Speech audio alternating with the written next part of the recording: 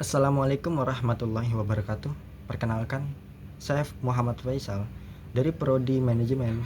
Saya ingin membahas materi mengenai etika seorang penjual.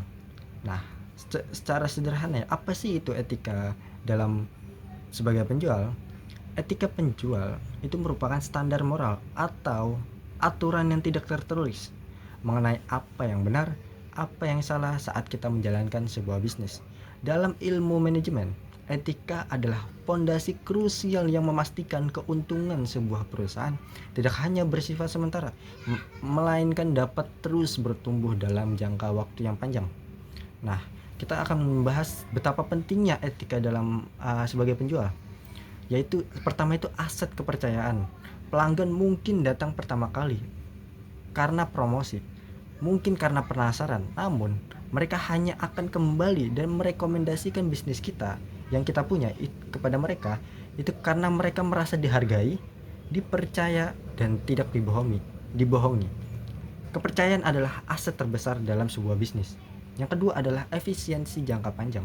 Etika mengubah transaksi sesaat menjadi hubungan jangka panjang. Secara material, mempertahankan pelanggan sesuai dan setia itu terbaik, jauh lebih murah dan menguntungkan dibandingkan dengan biaya mencari pelanggan baru. Nah, kita akan membahas tentang etika komunikasi pelanggan. Nah, yang pertama adalah paling penting banget, kejujuran. Jangan melebihkan kualitas produk kita.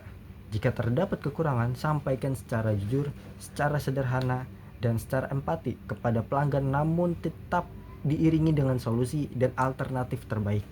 Yang kedua itu adalah kesopanan. Selalu gunakan bahasa yang baik dan profesional. Hindari bersikap merendahkan serta jadilah pendengar yang aktif ketika pelanggan sedang bertanya atau berkonsultasi. Yang ketiga adalah solutif.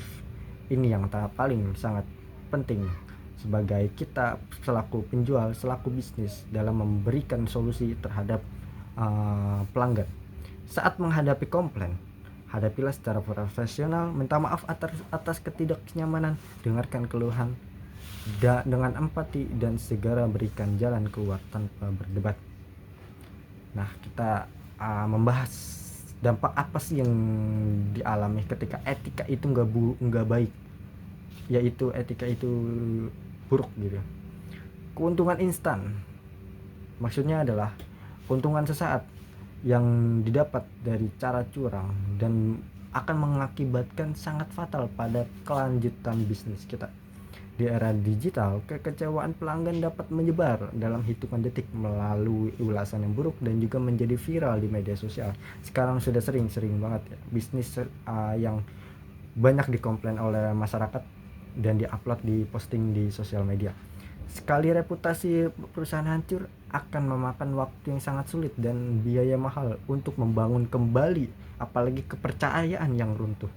Pada akhirnya, bisnis akan kehilangan pangsa pasar secara drastis dan terancam gulung tikar. Jadi, kesimpulan yang bisa kita ambil, etika penjual itu bukanlah penghalang untuk mendapatkan keuntungan, melainkan kunci utama untuk membangun fondasi bisnis yang sehat, profesional, dan berkelanjutan. Terima kasih, saya Faisal. Terima kasih banyak.